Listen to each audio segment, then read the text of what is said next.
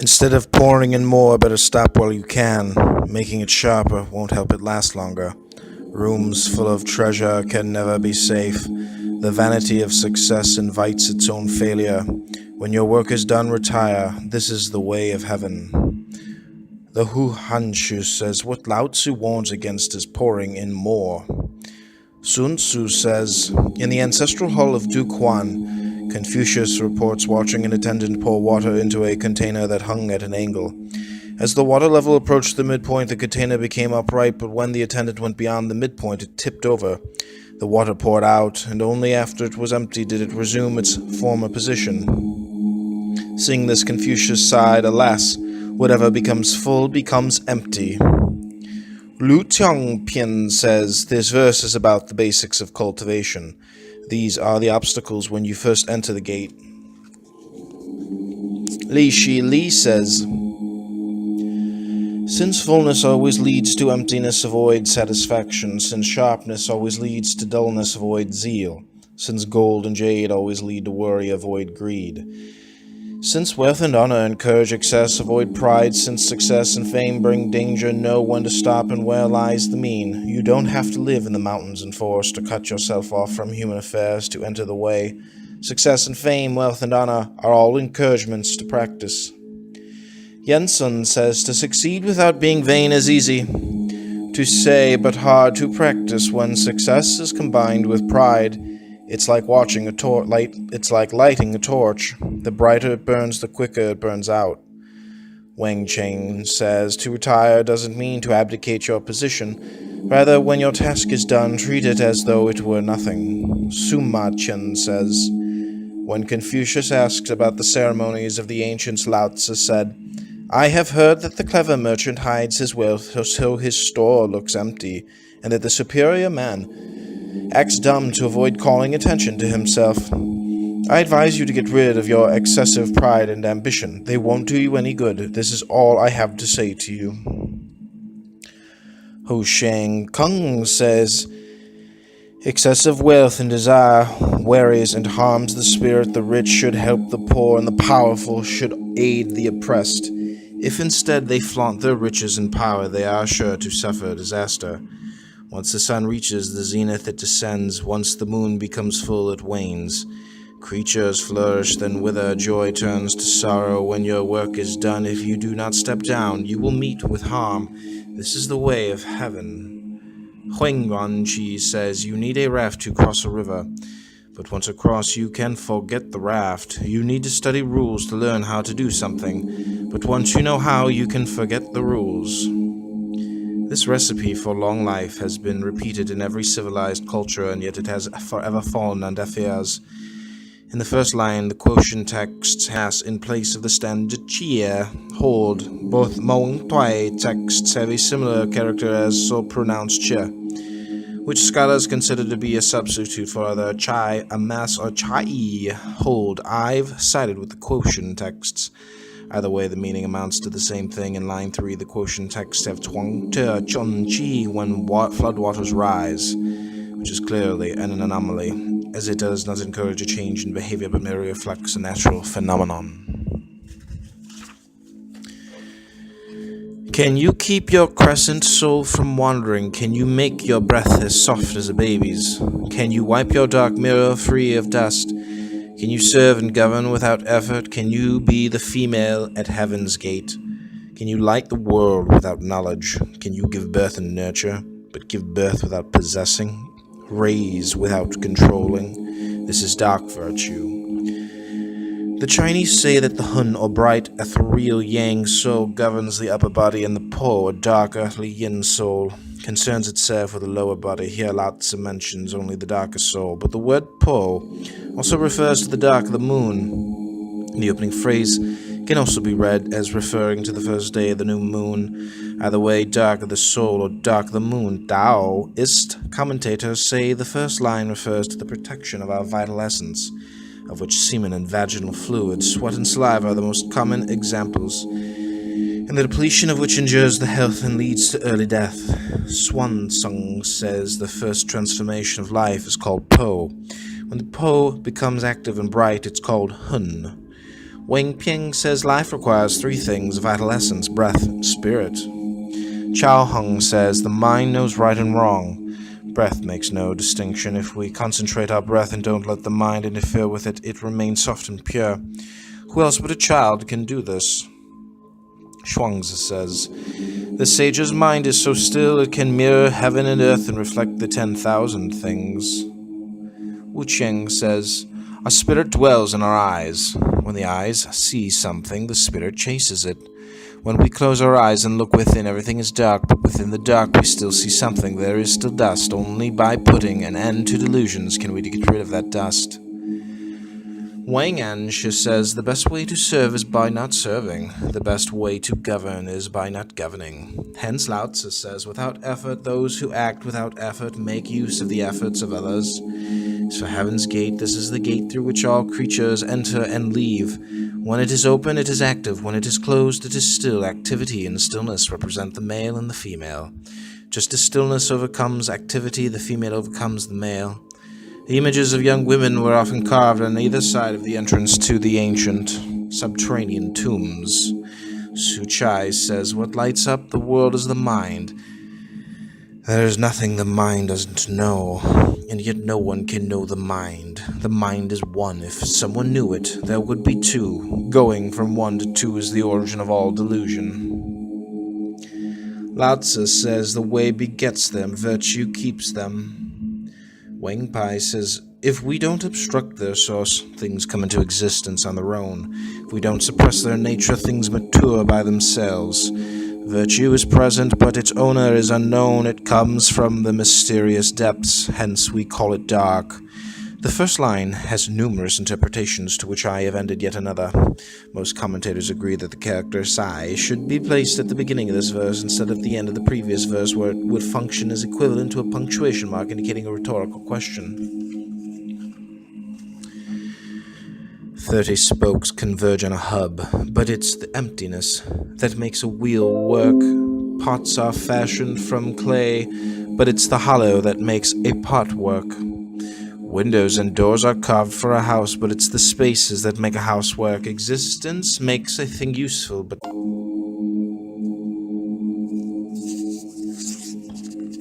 Swansung says, 30 spokes converging on a hub demonstrates that less is the ancestor of more. Ho Sheng Kung says, ancient carts had 30 spokes, an imitation of the lunar number. Li Jung says, it's because the hub is empty that spokes converge on it. Likewise, it's because the minds of sages are empty that the people turn to them for help. Cheng Swan Ying says, a cart, a pot, and a house can hold things because they are empty. How much more those who empty their mind? Wu Cheng says, all of these things are useful, but without an empty place. For an axle, the cart can't move. Without a hollow place in the middle, a pot can't hold things. Without spaces for doors and windows, a room can't admit people or light. But these three examples are only metaphors. What keeps our body alive is the existence of breath within us. And it is our empty, non-existent mind that produces breath. Sung Chang Sing says, in this verse, the great sage teaches us to understand the source by using what we find at hand. Doors refer to a person's mouth and nose. Windows refer to the eyes, ears, and eyes. Cheng Tao Ling says, when ordinary people see these things, they only think about how they might employ them for their own advantage. When sages see them, they say in them that Tao and are careful in their use. Te Ching says, heaven and earth are form, and everyone knows that heaven and earth are useful, but they don't know that their usefulness depends on the emptiness of the great way. Likewise, we all have form and think ourselves useful, but remain unaware that our usefulness depends on our empty, shapeless mind. Thus, existence may have its uses, but real usefulness depends on non-existence. Non-existence, though, doesn't work by itself. It needs the help of existence. Huang Yao Wan Chai says, what is beyond form is the Tao. What has form are tools. Without tools, we have no means to apprehend the Tao, and without the Tao, there is no place for tools. Sui Huai says, at the end of this verse, Lao Tzu mentions both existence and non-existence, but his intent is to use existence to show that non-existence is more valuable. Everyone knows existence is useful, but no one pays attention to the usefulness of non-existence. The 5 colors make our eyes blind. The 5 tones make our ears deaf. The 5 flavors make our mouths numb. Riding and hunting make our minds wild. Hard to get goods make us commit crimes. Thus the rule of the sages favors the stomach over the eyes. Thus they pick this over that. The early Chinese liked to divide everything into 5 basic states of existence. They distinguished things as made up of varying amounts of water, fire, wood, metal, and earth. And each of these came with its corresponding color: blue, red, black, white, and yellow. Its corresponding flavor: salty, bitter, sour, pungent, and sweet. Its corresponding tone: la, sol, mi, re, and do. Yen says color is like an owl in the eye. Sound is like a stick in the ear. Flavor is like an axe through the tongue. Tao Te Ching says, when the eyes are given free rein in the realm of form, they no longer see what is real. When the ears are given free rein in the realm of sound, they no longer hear what is real. When the tongue is given free rein in the realm of flavor, it no longer tastes what is real. When the mind is given free rein in the realm of thought, it no longer knows what is real. When our actions are given free rein in the realm of possession and profit, we no longer do what is right. Like Shuang's tapir, sages drink from the river, but only enough to fill their stomachs. Wu Chang says, desiring external things harms our bodies. Sages nourish their breath by filling their stomach, not by chasing material objects to please their eyes. Hence, they choose internal reality over external illusion, but the eyes can't help seeing, and the ears can't help hearing, and the mouth can't help tasting, the mind can't help thinking, and the body can't help acting. They can't stay still, but if we let them move without leaving stillness behind, nothing can harm us. Those who are buried by the dust of the senses or who crave sensory stimulation lose their way, and the main villain in this is the eyes. Thus, the first of the Confucius's 4 warnings concerned vision. Lun Yu 12.1, not to look except with propriety. And the first of the Buddha's 6 sources of delusion was also the eyes. Li Yuhua says, the eyes are never satisfied, the stomach knows when it is full. Song Chengxing says, the main purpose of cultivation is to oppose the world of the senses. What the world loves, the Taoist hates. What the world wants, the Taoist rejects. Even though color, sound, material goods, wealth, and beauty might benefit a person's body, in the end they harm a person's mind, and once the mind wants, the body suffers. If we can ignore external temptations and be satisfied with the way we are, if we can cultivate our mind and not chase material things, this is the way of long life, and the treasures of the world are not matched for this. Swan Song says, how to get goods refer to things we don't possess by nature, but require effort to obtain. When we are not content with our lot and allow ourselves to be ruled by a conceit, we turn our backs on heaven and lose the way. Chang Swan Ying says that refers to the blindness and delusion of the eyes. This refers to the fullness and wisdom of the stomach. Favor and disgrace come with a warning. Honor and disaster come with a body. Why do favor and disgrace come with a warning? Favor turns into disfavor. Gaining it comes with a warning. Losing it comes with a warning. Thus do favor and disgrace come with a warning. And why do honor and disaster come with a body? The reason we have disaster is because we have a body. If we didn't have a body, we wouldn't have disaster. Thus, those who honor their body more than the world can be entrusted with the world. Those who cherish their body more than the world can be in charge with the world. Wang Chen says, people who are favored are honored, and because they are honored, they act proud, and because they act proud, they are hated, and because they are hated, they are disgraced. Hence, sages consider success as well as failure to be a warning. Suchai says the ancient sages worried about favor as much as disgrace because they knew that favor is followed by disgrace. Other people think favor means to ascend and disgrace means to descend, but favor cannot be separated from disgrace. Disgrace results from favor. Ho Shenkung says, those who gain favor or honor should worry about being too high, as if they were at the edge of a precipice. They should not flaunt their status or wealth, and those who lose favor and live in disgrace should worry more about disaster. Lu Nangxi says, What does favor become disgrace and honor become disaster? Favor and honor are external things. They don't belong to us. When we try to possess them, they turn into disgrace and disaster. Suma Kwang says, normally, a body means disaster. But if we honor and cherish it and follow the natural order in our dealings with others and we don't indulge our desires, we can avoid disaster. Huang Yuan Chi says, we all possess something good and noble that we don't have to seek outside ourselves, something that the glory of power or position cannot compare with. People need only start with this and cultivate this without letting up. The ancients said 2 or 3 years of hardship, 10,000 years of bliss. Wang Piang says, it isn't a matter of having no body, but of guarding the source of life. Only those who refuse to trade themselves for something external are fit to receive the kingdom. Wang Pai says, those who are affected by favor and disgrace or honor and disaster are not fit to receive the kingdom. Zheng Zhu says, the superior person can be entrusted with an orphan or in charge with a state and be unmoved by a crisis. We look but don't see it and call it indistinct. We listen but don't hear it and call it faint. We reach but don't grasp it, and call it ethereal. 3 failed means to knowledge I weave into one, with no light above and no shadow below. To find, to be named, returning to nothing, this is the formless form, the immaterial image, the one that waxes and wanes. We meet without seeing its face, we follow without seeing its back. Whoever upholds this very way can rule this very realm. Discover the ancient maiden, this is the thread of the way. Ho Shang Kung entitles this verse in praise of the dark and says about what has no color, sound, or form. Mouths can't speak and books can't teach. We can only discover it in stillness and search for it with our spirit. We cannot find it through investigation. Lu Tong Ping says we can only see it inside us, hear it inside us, and grasp it inside us. When our essence becomes one, we can see it. When our breath becomes one, we can hear it. When our spirit becomes one, we can grasp it.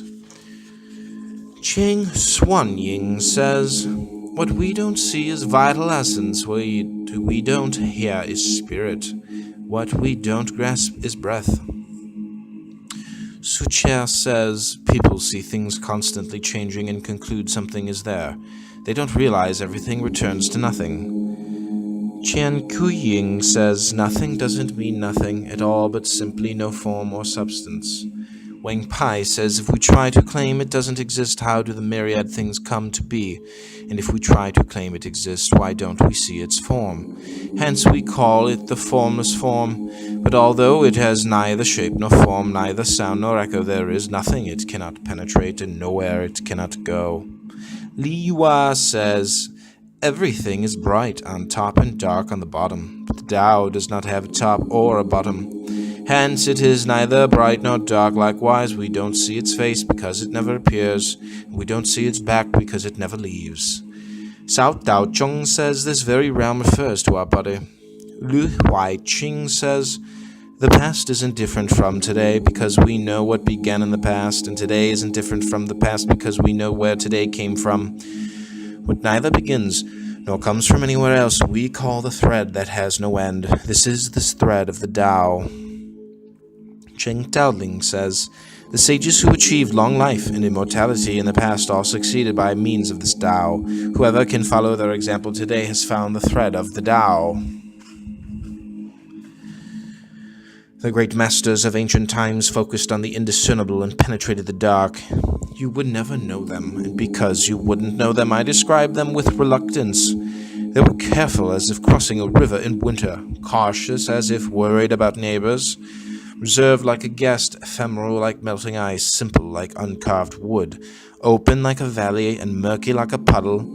But those who can be like a puddle become clear when and there still, and those who can be at rest become alive when they're roused. Those who treasure this way don't try to be seen.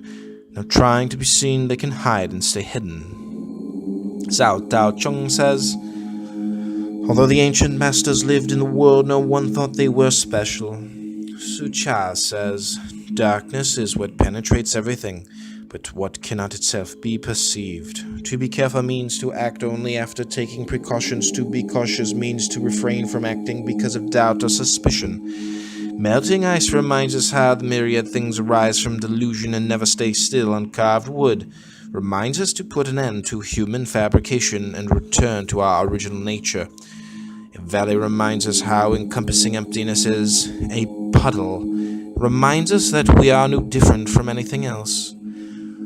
Wang Yuanchai says Lao Tzu expresses reluctance at bringing those who succeeded in cultivating the Tao because he knows the inner truth cannot be perceived, only the outward form.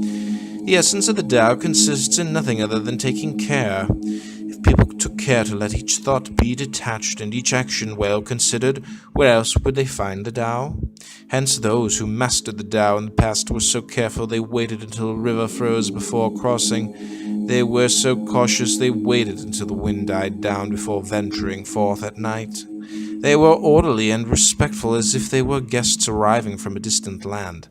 They were relaxed and detached as if material forms didn't matter. They were as uncomplicated as uncarved wood and as hard to fathom as murky water. They stilled themselves to concentrate their spirit, and they roused themselves to strengthen their breath. In short, they guarded the center.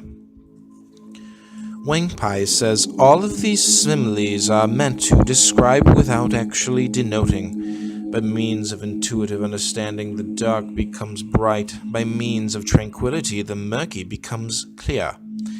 By means of movement, the still becomes alive. This is the natural way. Wang Chen says those who treasure the way fit in without making a show and stay forever hidden, hence they don't leave any tracks. Alright, we'll leave it there.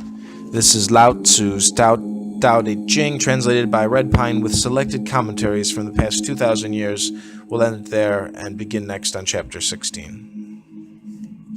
Thank you for visiting PhilosophyVideos.com. Please go to PhilosophyVideo.com and subscribe to our YouTube channel, share our videos on your Facebook, Twitter, LinkedIn, and please subscribe and leave a comment. We appreciate it. Again, this is PhilosophyVideos.com. Thanks for listening.